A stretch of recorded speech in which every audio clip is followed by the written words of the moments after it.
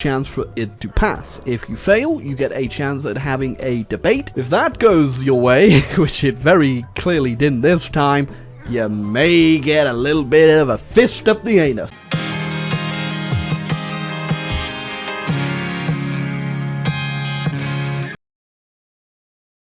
Reaction. This is Victoria 3 is Stinky by the channel iSorrowproductions. Yes, this is the latest video and it's about Victoria 3, the actual Victoria 3. Not one of the videos he just says Victoria 3, but making joke about Victoria 2. So yeah, Victoria 3 was announced and I guess released apparently. And I didn't watch any trailer or something because I was waiting for some creator like ISP Boken to make a video about it. Because that's the most fun thing. I'm glad ISP made a video about it. Because ISP more like a, have fun review type of single campaign type of guy. So this is going to be interesting. And this video was trending apparently. I'm glad ISP's videos are trending. So yeah. Victoria 3 Stinky. Is he just making a joke or he's saying this game is bad? I mean, look, I've said it in the past that the Paradox games have real potential, especially in the AI department. Right, so I don't know how much they improved with the Victoria 3, but yeah, I mean, if you put look at the whole channels like ISP and Boken. They put a different scenario. There's Remy Gaming, I think, pretty sure, right? Remy Down Under Gaming, something like that. These whole channels exist because they play Paradox games and create different scenarios with it just to see how AI reacts. There are mods who modify this shit. So yeah, they could really take this into a whole other level, right? And create a great AI and great system that just makes you think like, what would happen if I do this? What is the alternate reality that would come up with it? So I don't know what they did with this, but it's going to be fun. Let's watch it. Remember, if you like my reaction, don't forget to like, subscribe, so I know which type of videos to react to more. I done quite a few, ISP, Boken type of videos, Paradox Games reactions. So check out the playlist I created for it. It's in the description. And yeah, let's watch it. Hello, everybody, and welcome to Victoria 3. Did you know that this game is the third game in a series named after a woman who allegedly smelled quite bad? And much like the stinky compatriot from history, this game's a little stinky too. Now, I'm not claiming that Victoria 3 might be the stinkiest of the games out there. Imperator, March of the Eagles, maybe even Victoria 2 itself. Little bit of stink on that one. Alright, it's named after Queen Victoria, Victoria 3 game, because it's Victorian era named after Queen Victoria because that is the time period she ruled in, roughly. Why? Because this is the time period where England went from, more like a rural, I guess, agriculture, economical type of, country to industrial type of country, right? We think of industrial revolution in Britain, right? We see all those chimneys going and all the smog in London. It's basically around the time of Queen Victoria. Well, now this video will not be a scathing review of Victoria 3, but I will be having a few of my thoughts slip out. A lot of people seem pretty concerned about the warfare. After 0.5 hours, this guy's got it sorted. Do I think warfare is the worst? There are some interesting new ideas and concepts, but Victoria 3 is no longer a grand strategy game. They stripped away the whole strategy and warfare elements and overly concentrated on the economic part. I really dislike the way of military operations. And it shows like half hour. I mean, Victoria is a long period of time, right? Compared to Hearts of Iron.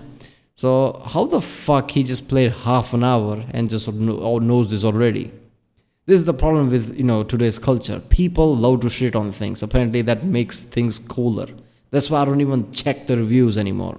People bitch about everything. Even if some game is good, some movie is good, the, things that will rise up on top is someone bitching about it. Even though that's a minority, even though like 9 people are not bitching about it and only 1 person is bitching about it, that 1 person is going to rise to the top and it's going to become a headline. So, yeah. 0.5 hours, this guy's got it sorted. Do I think warfare is the worst part of this game? A, it's pretty bad. It's a little stinky. It's got a bigger stanker coming off it. But is it the worst part of this game? No. I mean, after 0.5 hours playtime though, I mean, you gotta hand it They figured their game out. I don't really get the big argument about the war. I think if you've played 0.5 hours and you've made your mind up about the war system, yeah, it's pretty bad. But there's so much more to hate about this game. Come on, you gotta. I mean, I think he came with the Hearts of Iron mentality, World War II mentality, where it's fast-paced.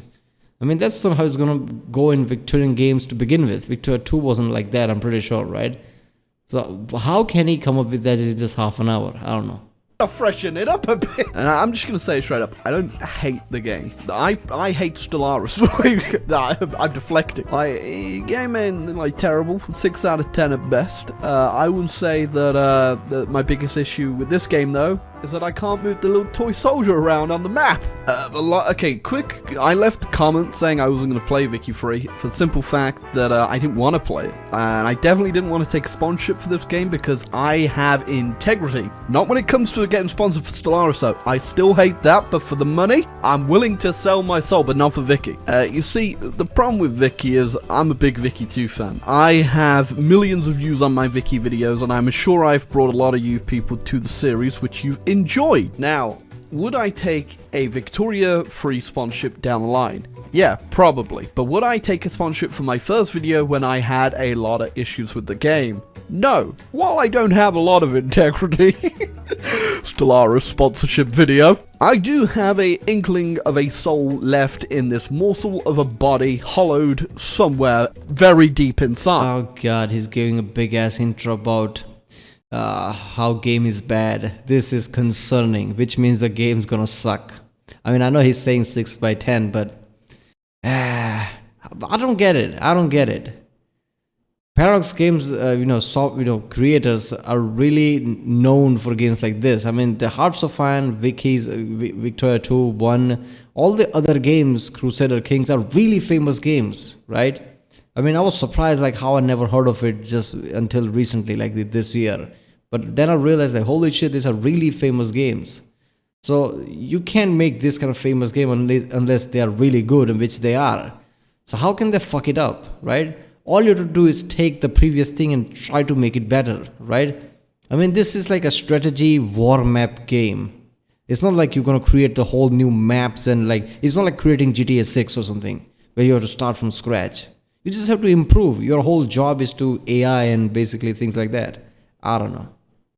So as such, I didn't exactly want to do a sponsored video straight away when I wouldn't be able to say all the things I overly like about the game and things that I really don't like about the game, which I'm not going to directly review today. Like I said, I'm just going to play the game and have a bit of fun. So today for our Vicky Free non-review, we're going to what I will be calling Tutorial Island. Welcome to the teat of the British Empire, where we won't have to worry about a lot of things today, as a lot of the things I have a issue with are actually nullified by the fact that we are in the British market, leeching away. And I'm gonna put a big emphasis on every time I see Australia, I don't know why I see that image of Top Gear, basically bringing Top Gear Australia in that prison van.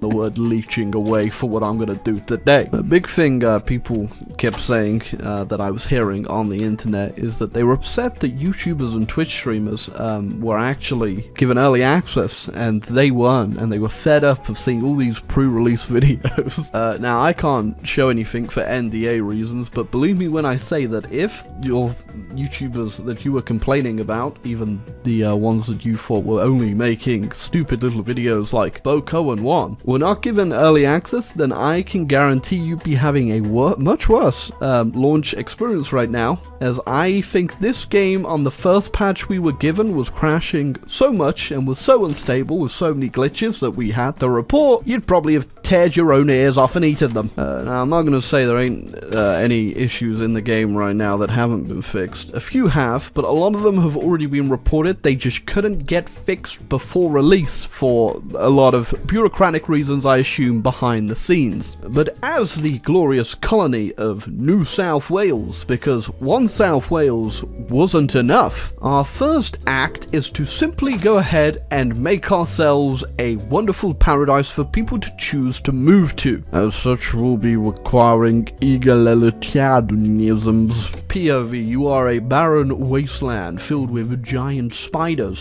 What do you do? Demand. No, we're not doing that just yet. Instead, we'll bind our time by making them think we actually like them. And we'll also start improving relations with our other colony friends in Australia, because eventually we will want to eat them. Also, here's a fun little thing you never knew that you wanted in Victoria 3. If you actually press the tab button, it zooms you out. It's pretty cool, right? So one of the biggest issues people obviously have is the no warfare. We won't have to worry about that as Australia. There's no one to go to war with here. Alright, first off though, we will be getting the intelligence. I guess they went with the route of let's make it more realistic, right? What was happening in the time period, things like that. So they focused on more economics and, you know, diplomacy than the warfare, because how many war was going on in Victorian time, especially compared to how much wars people do in the games. So I don't know, but I think, you know, obviously modders will go around that, but yeah. The smart people in government, we're gonna need them for a few laws we want passing. In fact, we're also gonna want the Conservative Party in here too to get our legitimacy all the way up. And then from there, because we can't get the law that I want just yet, we're gonna go for colonial resettlement. Now, to start federating Australia and bringing everyone together into one big Australian banquet, requirements here. We need to have nationalism. The UK needs to like us, we need to have more GDP than our other colonies, and we need to have high relations with them, which we can do pretty easily. Now, being in the British market means that people will move around a lot in that market if there are jobs available, which it sounds fun, right? It's not very fun. But it does mean that we can pretty much build whatever we want without fear of ever lacking workers, especially as Australians. We're going to get a lot of migration draw anyway, which means for now, I'm just going to spam a few textile mills. For the most part, we're just waiting until we have gold. We need gold. Give me gold. Alright, so we're lacking in population. We've got 337,000 people right now. Seriously, man. Imagine if they're like, let's make it more realistic and, you know, fucking put logistics in there. You know, let's, any, like the textiles, okay, let's go into gritty details, like how you manage it. Let's bring out the book, right? Ledger and everything. And let's just go into detail. Oh my God. Seriously, man, this is like, I see where the route they're going with this, but I don't know. They need to realize that people jump from Hearts of Iron and Victoria games a lot. So you can't go from Hearts of Iron 4 to Victoria 3 with this kind of a pace. I don't know. Greener Grass Campaign, which will give us migration draw in colony. Now, obviously, getting rid of grain tax mean money go down. Money not looking very good right now. Taxes go up. Everyone not very happy. Army not needed. What kind of moves? Now, as Australia, our economy can't quite handle expanding too quickly, which means we are going to be building very slowly. But it will roll into something a lot bigger much later. And as you can see already, we got quite a few peasants who need work. Now, passing laws is probably one of the most infuriating systems in the game, for the simple fact, every time you simply roll the chance for it to pass. If you fail, you get a chance at having a debate. If that goes your way, which it very clearly didn't this time, you may get a little bit of a fist up the anus. So immediately our colonial resettlement could go from a extra minus 50% colony growth speed and then an enactment time of an extra 20%, which isn't too bad because we do have full legitimacy in our government. Or we can go ahead and just get some political movements. Yeah, Victoria 3, let's do war. Come here, my boy. Come here. Let me show you how Congress works and how we'll pass laws. Like, yeah, but I want to do wars. Yeah, this is the real war happens with diplomacy. And some radicals, which is much better in my opinion because we have nobody living in this damn country to be radical anyway. But if you get a bad re-roll on this law passing, it can go pretty badly for you. And Now, as you can see here in your game, usually if you weren't in a market like I am right now, you'd have to be looking exactly what you're missing in terms of your economy. But I really don't have to do that, as I am at the teat of the British, and the British will provide all of my needs. But as you can see, the British market does need a lot of stuff. So we can go ahead and capitalize on exactly what has a high price and is in need. You get it? Capitalize? Economy? Capitalist? Victoria was a stinky queen! And as we can see right now, there are a few things that are in demand, like tea. Tea would be a good one for us, as we have a lot of peasants that will go in the fields to get the tea, and we can sell it to the British. We can also go ahead and do clothes. Clothes are very much needed, pretty much throughout the entirety of the game, I may add. And they go for a decent price. Clothes are needed not just for the entirety of the game, entirety of human life, even today. One of the top billionaires are from textiles. I mean, clothes, go on. Everybody likes clothes. Exactly the best price as compared to tea, but they will be pretty good for us. You know how I told you the passing law system isn't very fun? Well, this is why. Here immediately we're getting ourselves some enactment success chance. It's really gonna prolong this law passing. We're now down to 6%. So we've actually maxed out our reserves right now, which means we just have money that's sitting there doing nothing, which means we need to start spending it. So what I'm actually going to do is develop our construction sector a little bit more so we can build faster. Alrighty, so our first textile mill is up and running, so the people will get to work. I've also put dye workshops on it because we can get all of the goods we need from the British on this one, and we could also go ahead and make luxury clothes from it, which I'm not going to do because it requires silk, and that'll become an issue much later. It also means that later on down the line, we could just change it, of course, if we want to go ahead and produce luxury clothes, but I still want to focus on making just normal clothes, as it will also fill our own pop's needs. And as you can see, I'm already completely burning through my reserves right now, just building a extra construction sector, so you definitely don't want to go too ham on it. Alright, so colonial affairs unfortunately has been a catastrophic failure for us, but we'll try and come back to it later. But for now, we're going to go ahead and do multiculturalism, which hopefully we'll have a bit more luck with. Multiculturalism will be great for us and will bring way more people over, which will in turn funnel our economy from just producing tea to maybe actually being relevant.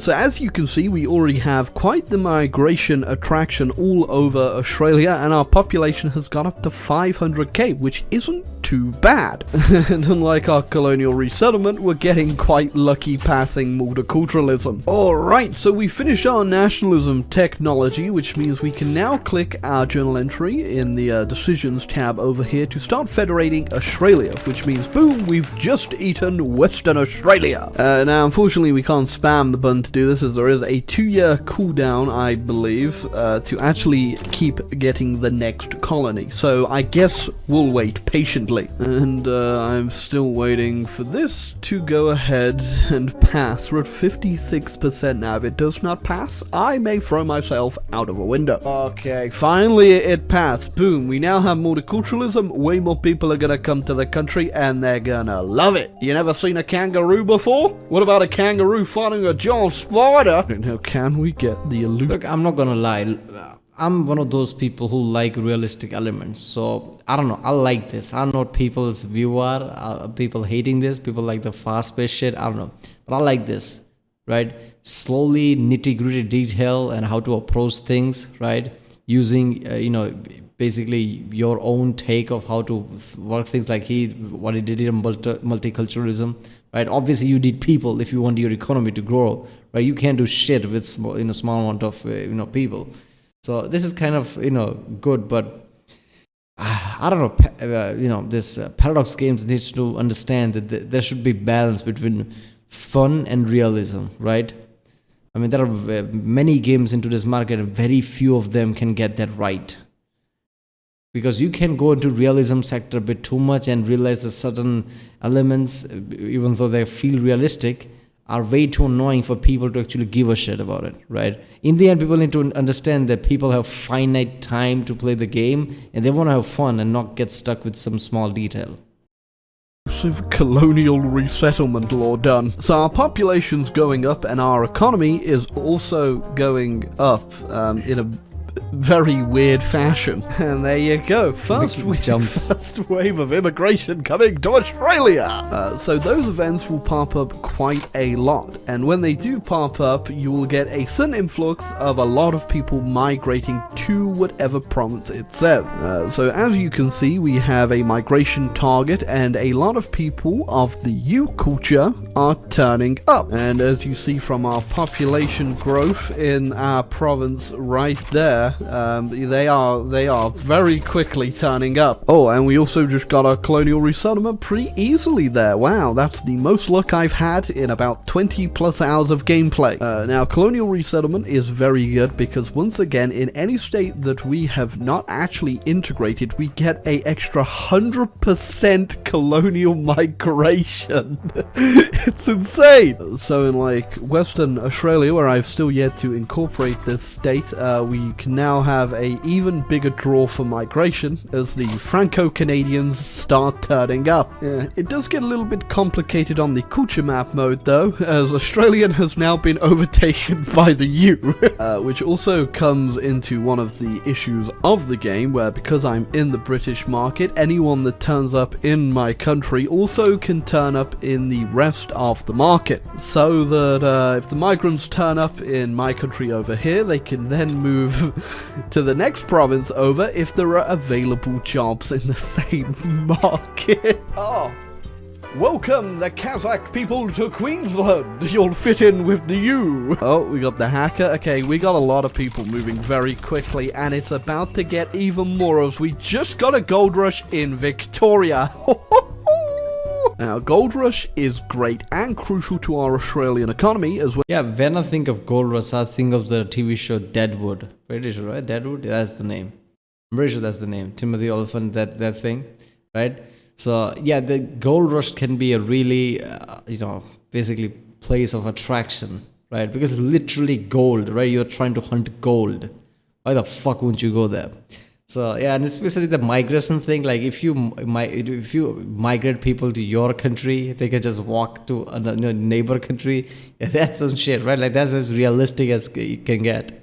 When these gold fields run dry, they will leave behind a gold mine. Also, because we passed our colonial resettlement, we will now start colonizing the provinces around us. So, unfortunately, the British did get a bunch of the South Island there, but it doesn't matter as we'll try and snipe the rest of it. Now, there is no notification for this journal decision, by the way, so you do have to keep remembering to check it, or else you won't annex all your little friends around you. And as you can see, I just got the North Island there in New Zealand. Oh my god. Okay, that is a lot of draw to Western Australia. Alright, we're making a lot of money as well now, so once again I'm going to expand the construction center so we can build more in spec and more in line with how much we're actually making here. Oh, there you go, got ourselves another gold rush, so that's more migration attraction, and we absolutely destroyed that 1 million population mark very quickly. As you can see, we are colonizing the Noongar,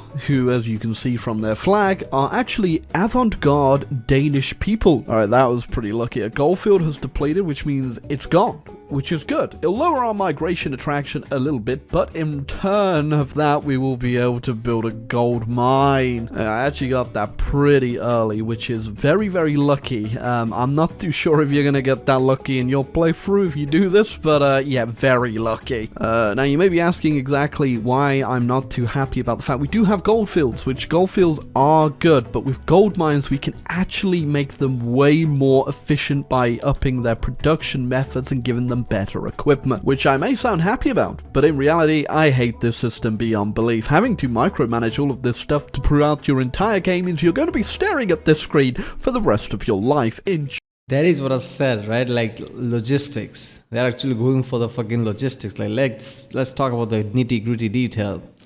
I mean, like I said, I'm a very realistic guy. Like I like realistic elements. I really like to go into details. I think it's fun, but that was the case when I was a kid, right? When I had a lot of time.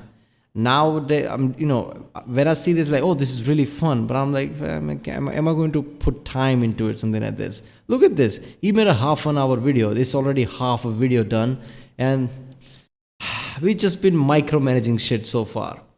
I think that they are doing this.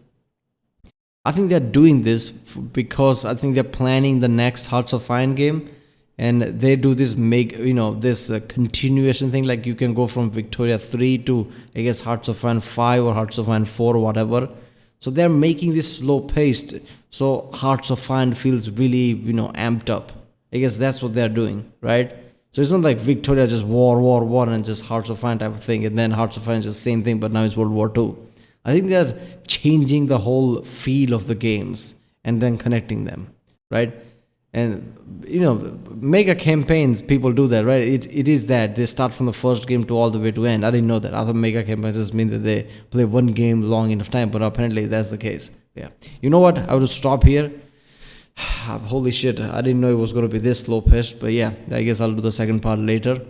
But so far, Victoria 3, I don't know. I feel like it's an acquired taste, but yeah, I don't know. The patches, I think, will make game better. I don't know. I haven't played Paradox games. I think I checked Hearts of Iron 4 a bit, but I still don't have time to really get into it.